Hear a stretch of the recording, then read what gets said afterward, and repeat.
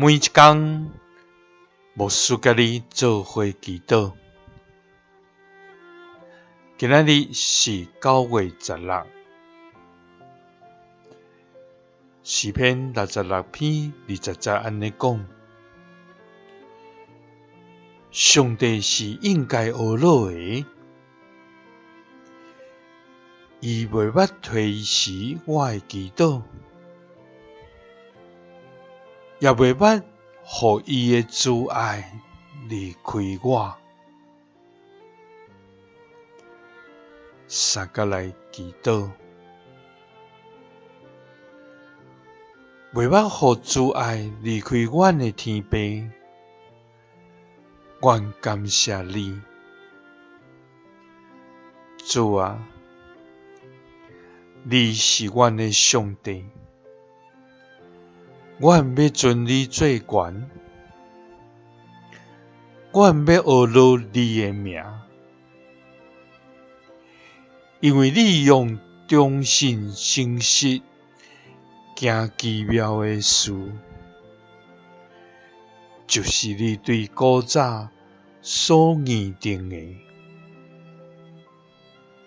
主啊，我要讲起你的所行，也要笑念你的作为。主啊，你以外无搁有上帝，你是公义的上帝，搁是救主，你以外无别个拯救。主啊，你施出大困难，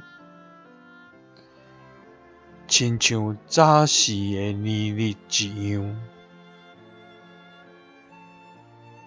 主啊，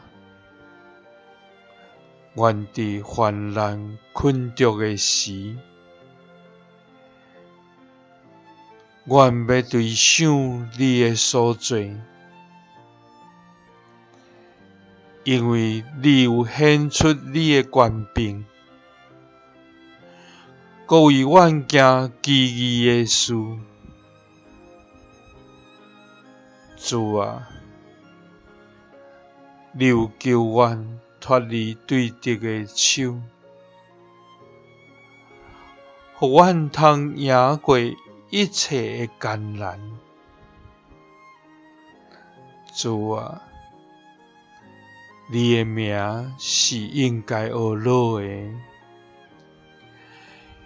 因为你袂捌推辞阮的祈祷，也袂捌互你的慈爱离开阮。祈祷是奉主耶稣基督的圣名，阿们。耶稣听你，赐你平安。